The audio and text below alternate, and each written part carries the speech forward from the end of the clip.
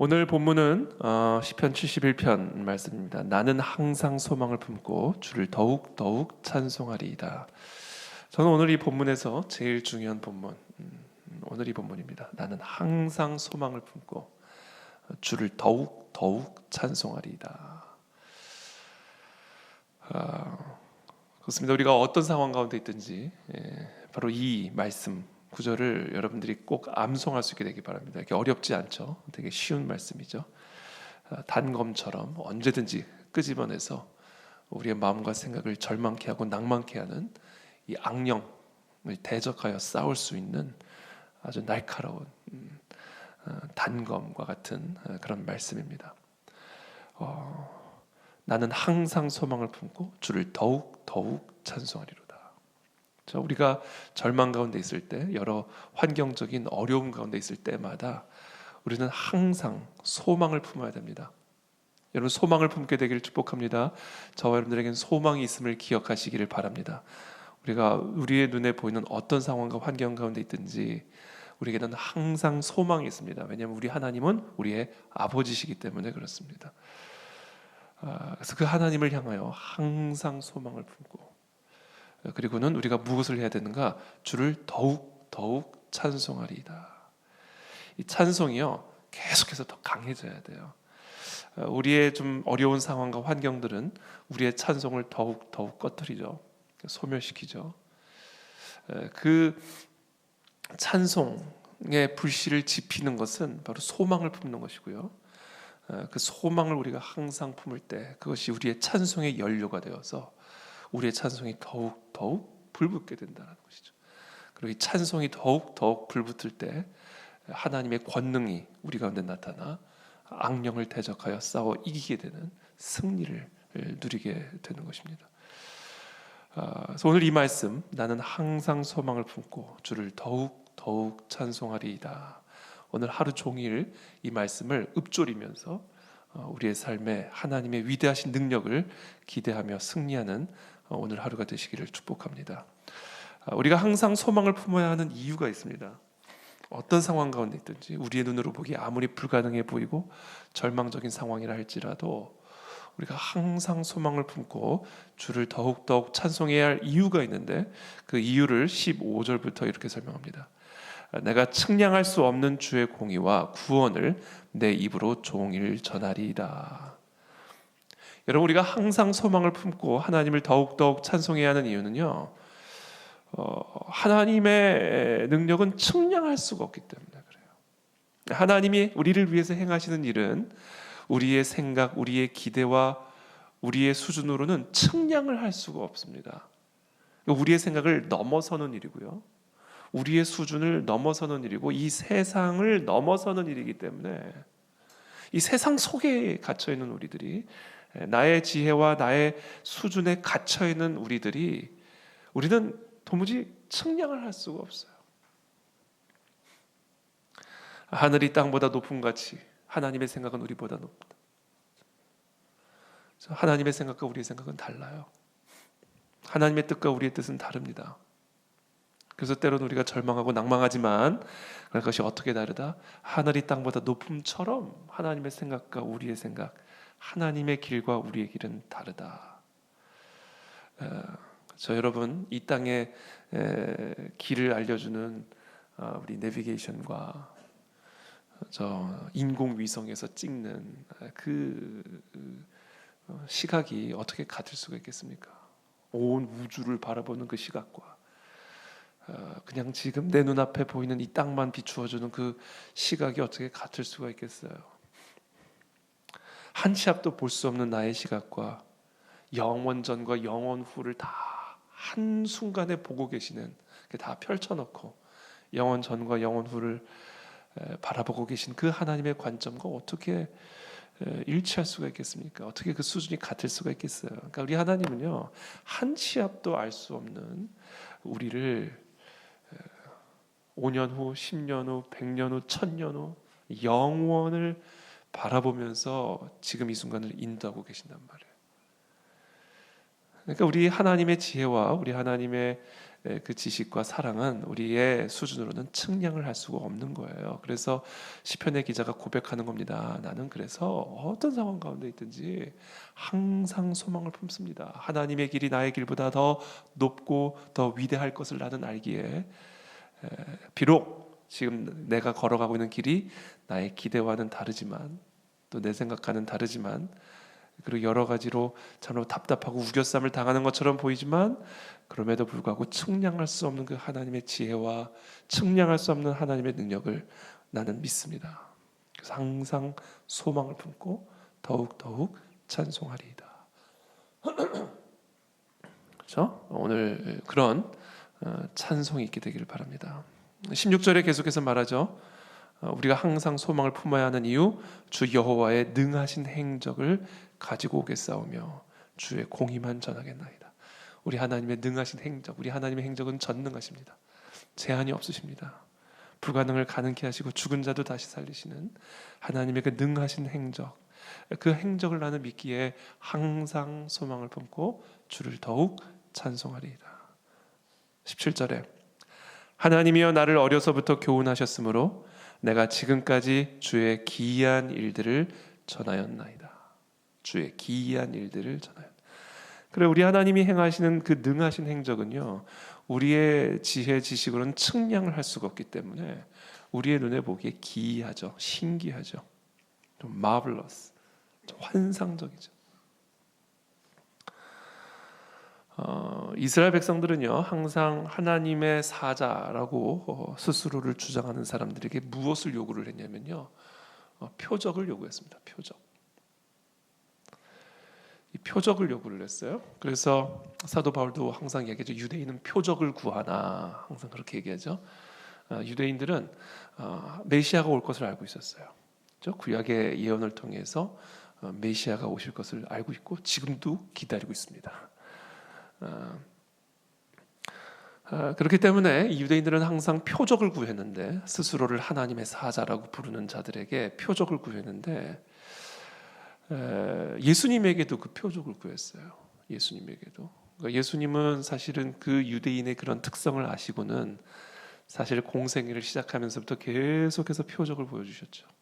나사렛에 가셔서도 표적을 보여주셨고, 곳곳에 가는 곳마다 안진뱅이를 일으키고 눈먼 소경의 눈을 뜨게 하시고 나병 환자를 고치시고 심지어 죽은 자도 다시 살리시는, 우리가 측량할 수 없는 능하신 행적을, 기이한 일들을 이 유대인들 앞에서, 수많은 사람들 앞에서 행하셨죠. 그런데 너무나 황당하게도 이 유대인들은 계속해서 주님 앞에 표적을 구합니다. 그건 첫 번째 우리가 무엇을 확인할 수 있냐면요, 우리가 눈앞에 일어나는 그 기이한 일들을 본다 해서 우리가 그분을 진정한 하나님으로 인정하지 않는다. 이 표적을 구하는데 정작 그 표적을 보여줘도요, 그 일을 행하신 그 하나님의 그 위대하심과 그 영광을 받아들이지를 않았죠, 바리새인들은.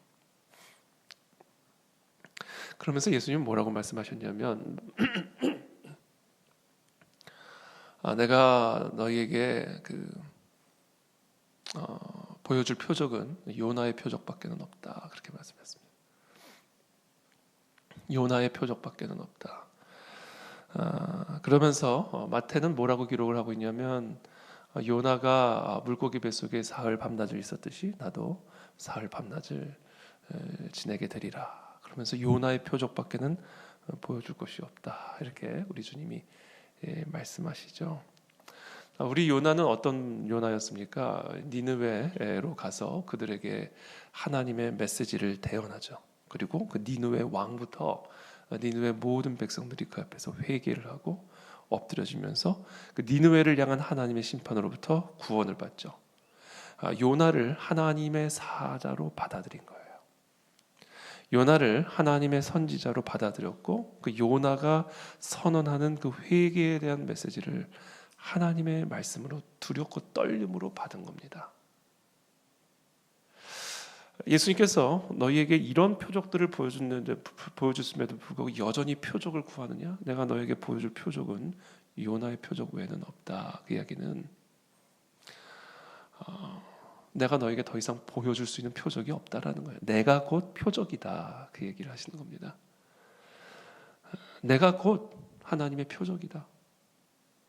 요나가 곧 하나님의 보내주신 사자라는 표적을 믿음으로 받아들이고 그 앞에 겸손하게 회개함으로 하나님의 심판으로부터 구원을 받았듯이 내가 곧 너에게 필요한 모든 표적의 전부다. 그 얘기를 우리 주님이 하시죠. 우리 예수님은 이런 말씀을 통해서 우리에게 무엇을 가르쳐 주시냐면, 일단은 표적, 어떤 놀라운 기적을 본다 해서 하나님을 믿게 되는 것은 아니다. 그런 기적을 보고도 바리새인들은 오히려 예수님을 십자가에 못 박아 죽였다라는 것을 우리가 확인할 수가 있고요. 두 번째, 무엇을 우리는 또 배울 수 있냐면, 꼭 기적을 보여주셔야만 우리가 그 예수님을 믿게 되는 것은 아니다라는 겁니다. 예수님은 기적을 베풀어 주셔야 될 때는 베풀어 주시지만, 그러나 굳이 기적을 베풀 필요가 없이 그냥 일상의 삶에서 하나님의 역사들을 우리가 볼 수 있는 눈이 열리게 되기를 우리 주님은 바라시는 것이죠. 그래서 너희에게는 표적이 필요한 경우들도 있겠지만, 그런 놀라운 기적을 통해서 내가 하나님의 아들이라는 것을 납득할 수 있는 그런 표적이 필요하기도 하지만, 바로 너희들은 그 표적을 보고도 나를 믿지 않지 않느냐. 이제 너에게 이제 필요한 표적은 더 이상 다른 표적이 아니라 내가 곧 표적이다라는 말씀을 우리 주님이 하시는 것이죠. 우리가 여기서 한 가지 배워야 될 것은, 우리의 일상의 삶에서 우리에게 베풀어 주고 계시는 이 측량할 수 없는 하나님의 그 능하시고도 기이한 행적들을 우리가 볼 수 있는 그 눈이 열릴 수 있게 되기를 바랍니다. 오늘도 우리가 이렇게 건강하게 호흡하고 있고, 어떻게 보면 그냥 일상의 삶인데, 그냥 평범한 하루하루의 삶인데, 그러나 이 속에 하나님의 측량할 수 없는 기이한 능하신 행적들이 녹여져 있는 것이죠. 저는 우리의 일상을 붙들고 계시는 그 하나님의 측량할 수 없는 기이한 능하신 행적을 볼 수 있는 눈이 열리게 되기를 바라고, 우리의 일상의 삶 그 자체가 바로 우리 하나님이 위대하신 살아계신 하나님 아버지라는 것을 드러내는 표적임을 우리 모두가 볼 수 있게 되기를 바랍니다. 그 눈이 열려야 우리가 항상 소망을 품을 수가 있게 되고요, 우리가 항상 하나님만을 더욱더욱 찬송할 수가 있게 되는 것이죠. 18절에 하나님이여 내가 늙어 백발이 될 때에도 나를 버리지 마시며 내가 주의 힘을 후대에 전하고 주의 능력을 장래의 모든 사람에게 전하기까지 나를 버리지 마소서. 하나님이여 주의 의가 또한 지극히 높으시나이다. 하나님이여 주께서 큰 일을 행하셨사오니 누가 주와 같으리이까. 하나님은 큰 일을 행하셨다. 우리 하나님은 바로 그런 분이심을 오늘 이 시편의 기자가 노래하고 있습니다. 그러면서 20절에 계속해서 이렇게 말합니다. 우리에게 여러 가지 심한 고난을 보이신 주께서 우리를 다시 살리시며 땅 깊은 곳에서 다시 이끌어 올리시리이다. 여기서 중요한 말씀이 이제 다시예요. 다시. 하나님의 그 측량할 수 없는 능하신 크신 행적들은요, 어떤 행적들이냐? 우리를 다시 살리신다. 죽었던 자를 다시 살리시고 땅 깊은 곳에 들어간 자를 다시 이끌어 올리신다. 다시죠, 다시. 21절에 나를 더욱 창대하게 하시고 돌이키사 나를 위로하소서. 우리 하나님은 우리를 정말 더 이상 아무런 소망이 없다라고 판정받은 사람들을 다시 살리시는 분이시고요, 이미 죽었다라고 해서 땅 깊은 곳에 묻은 자들을 다시 이끌어 올리시는 부활의 하나님이십니다. 나를 더욱 창대하게 하시고 돌이키사 나를 위로하소서. 바로 우리 하나님은 이런 분이시다. 이렇게 우리를 측량할 수 없는 기이한 이 행적으로 우리를 다시 살려주시고 다시 이끌어 올려주시는 분이시다. 이게 얼마나 소망입니까? 그렇죠? 우리 하나님은 이런 분이세요. 다 끝났다고 생각하는 사람의 인생에 다시 하나님의 새 일이 시작이 됩니다. 이제는 멈춰졌다라고 생각하는 그 모든 것 가운데 하나님은 다시 시작하게 하십니다. 그래서 우리를 더욱 창대하게 하십니다. 이것이 오늘 하나님이 우리에게 주시는 약속이에요.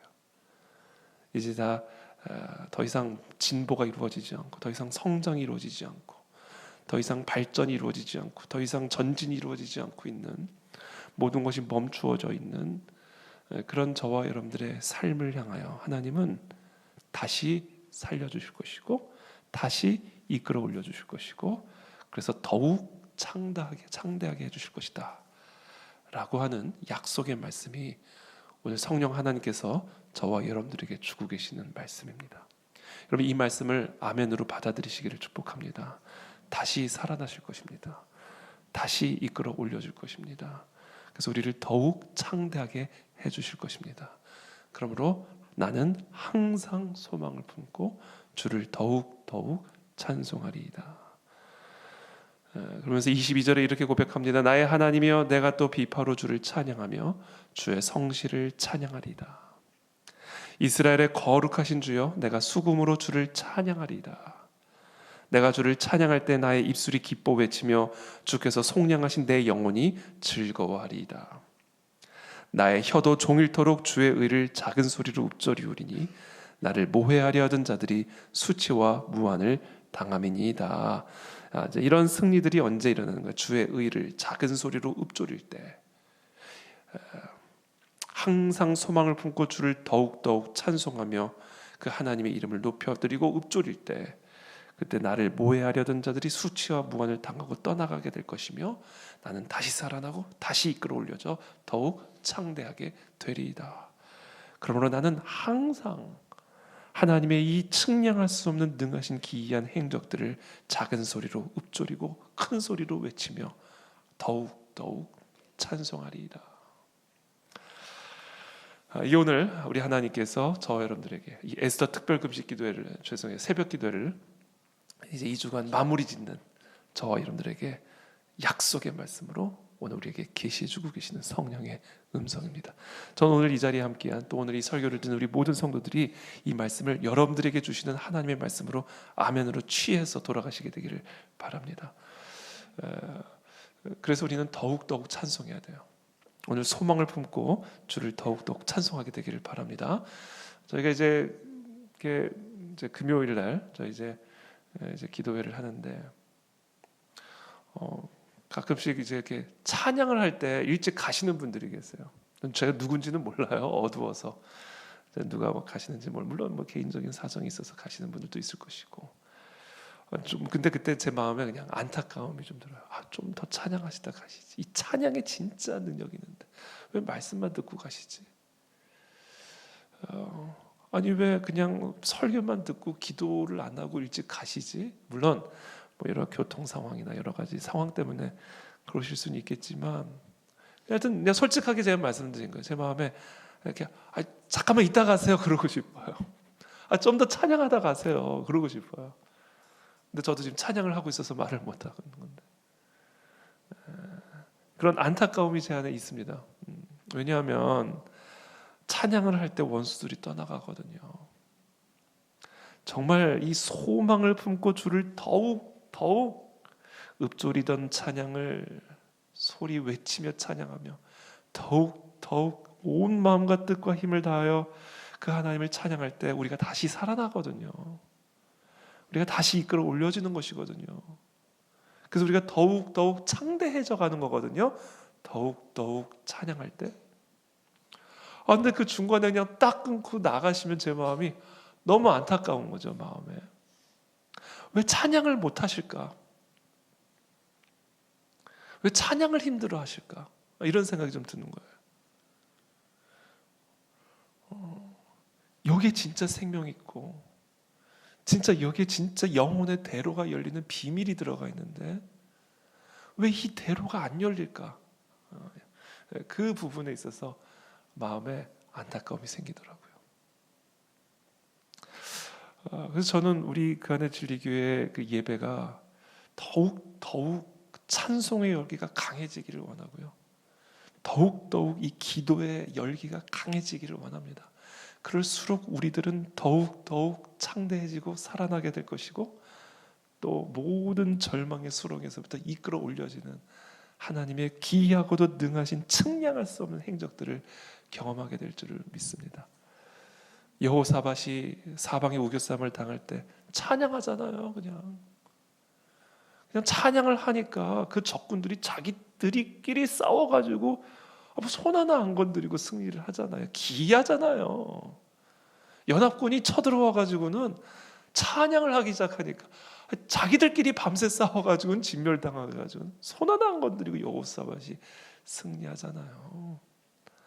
다윗이 그냥 수금으로 하나님을 찬양하니까 사울을 사로잡고 있던 악령들이 그냥 떠나가잖아요. 찬양이에요, 찬양.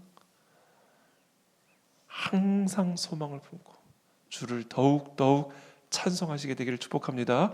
오늘 금요 저녁 예배 다 나오셔서 하나님을 그렇게 찬송하게 되기를 바랍니다. 그렇게 하나님께 부르짖게 되기를 바랍니다. 저와 여러분에게는 소망이 있습니다.